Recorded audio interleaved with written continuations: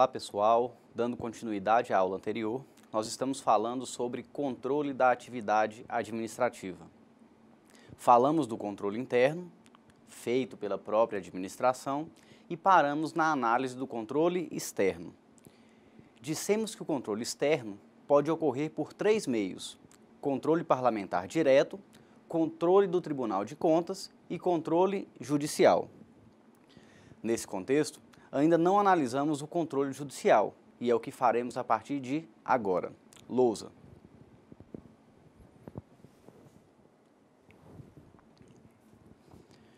O controle judicial, ou controle jurisdicional, como o próprio nome sugere, é o controle externo realizado pelo Poder Judiciário.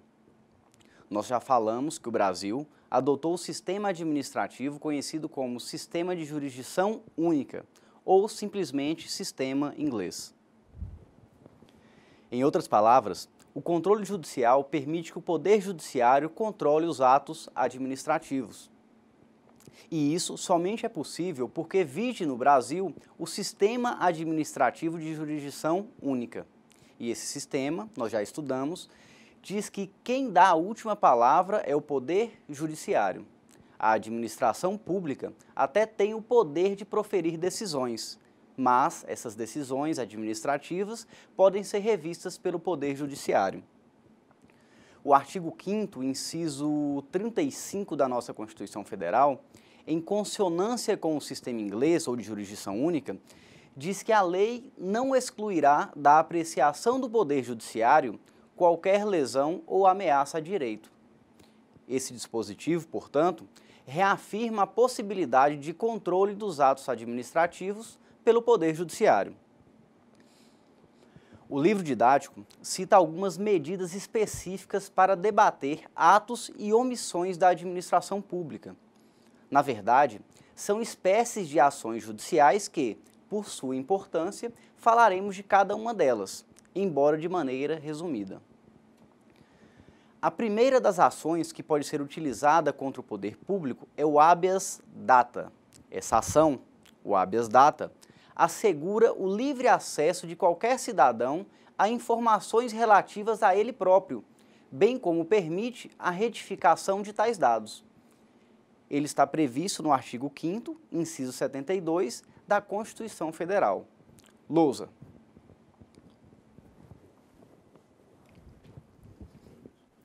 Conceder-se-á habeas data.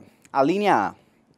Para assegurar o conhecimento de informações relativas à pessoa do impetrante, constantes de registros ou bancos de dados de entidades governamentais ou de caráter público. E a linha B. Para a retificação de dados, quando não se prefira fazê-lo por processo sigiloso, judicial ou administrativo. Em outras palavras, o habeas data garante ao interessado acesso a informações ou retificação de dados dele próprio, informações essas que estejam em algum banco de dados público. Lousa.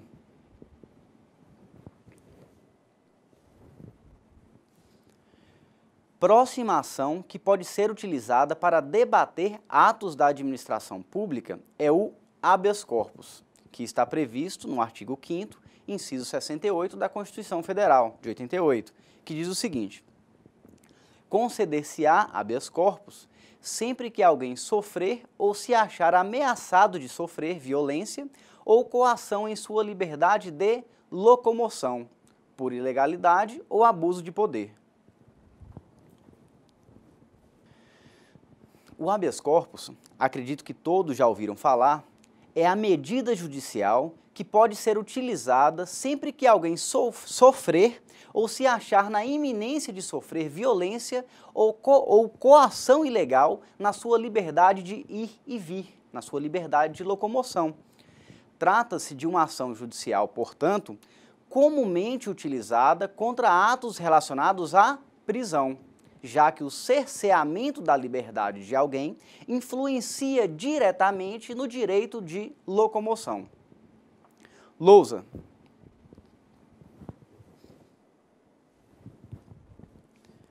A próxima medida judicial que temos é o mandado de segurança, também muito conhecido, e que está previsto no artigo 5º, inciso 69, da Constituição Federal de 88, previsto exatamente nos seguintes termos: conceder-se-á mandado de segurança para proteger direito líquido e certo, não amparado por habeas corpus ou habeas data, quando o responsável pela ilegalidade ou abuso de poder for autoridade pública ou agente de pessoa jurídica no exercício de atribuições do poder público.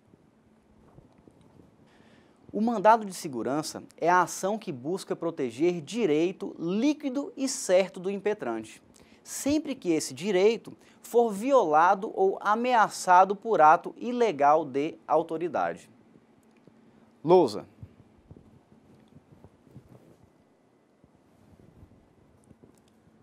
A próxima medida judicial é a ação popular, ação essa prevista no artigo 5º, inciso 73 da nossa Constituição, que diz: qualquer cidadão é parte legítima para propor ação popular que vise a anular ato lesivo ao patrimônio público ou de entidade de que o Estado participe, à moralidade administrativa, ao meio ambiente e ao patrimônio histórico e cultural, ficando o autor, salvo comprovada má-fé, isento de custas judiciais e do ônus da sucumbência.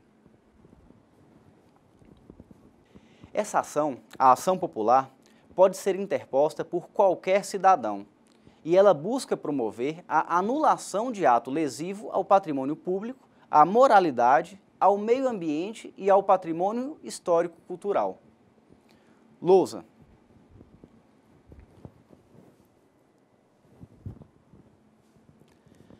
A última medida judicial selecionada, que também é utilizada para combater atos da administração pública e, portanto, é considerada uma forma de controle judicial dos atos administrativos, é a ação civil pública. A ação civil pública busca a proteção do patrimônio público e social, do meio ambiente e de outros interesses considerados difusos e coletivos, objetivando fixar responsabilidade pelos danos causados. Essa medida é uma função institucional do Ministério Público, nos termos do artigo 129, inciso 3º da Constituição Federal. Por fim, a ação civil pública possui lei própria de regulamentação, ou seja, ela está disciplinada na Lei 7.347, de 24 de julho de 1985. Bom, pessoal, esses são alguns exemplos de ações judiciais utilizadas para a realização do controle judicial dos atos praticados pelos agentes públicos no exercício de sua função.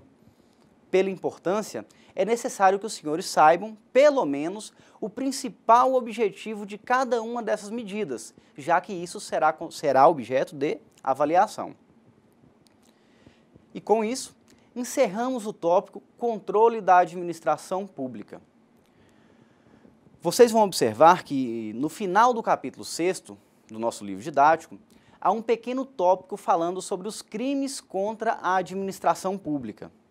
É bom que vocês leiam esse tópico, né? A leitura é bem rápida, já que o texto é pequeno, pouco mais de uma lauda. Quando estudamos o tema agentes públicos, falamos de maneira genérica, superficial, sobre a responsabilidade criminal desses agentes. E responsabilidade criminal tem tudo a ver com os crimes contra a administração pública.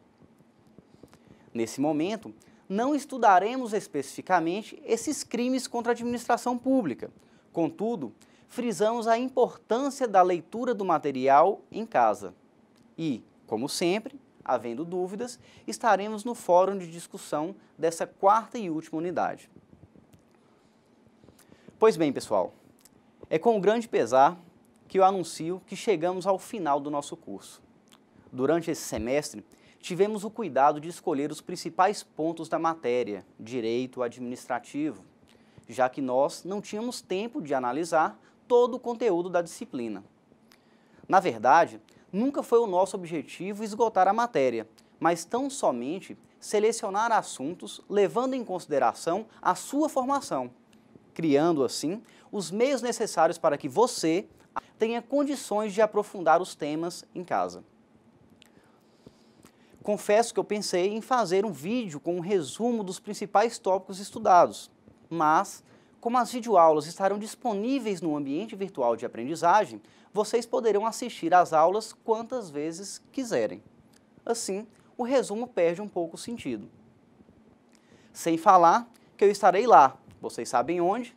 Nos fóruns de discussão de cada unidade de ensino. Mais uma vez, eu gostaria de agradecer a oportunidade de estarmos aqui, juntos, nesse curso de Direito Administrativo. Embora eu já tenha alguma experiência com o ensino à distância, essa é a primeira vez que trabalhamos em um curso regular e presencial. É claro que ainda há muito a melhorar. O processo de ensino-aprendizagem é bem dinâmico e isso exige bastante, tanto do docente quanto dos discentes. Espero sinceramente que nós tenhamos conseguido passar alguma mensagem positiva e que isso os ajude de alguma forma nesse processo de construção da vida profissional de cada um. Serei grato em receber comentários sobre as aulas, sobre a dinâmica e metodologias adotadas, principalmente sugestões e críticas construtivas. Um grande abraço, bons estudos e até breve numa próxima e eventual disciplina.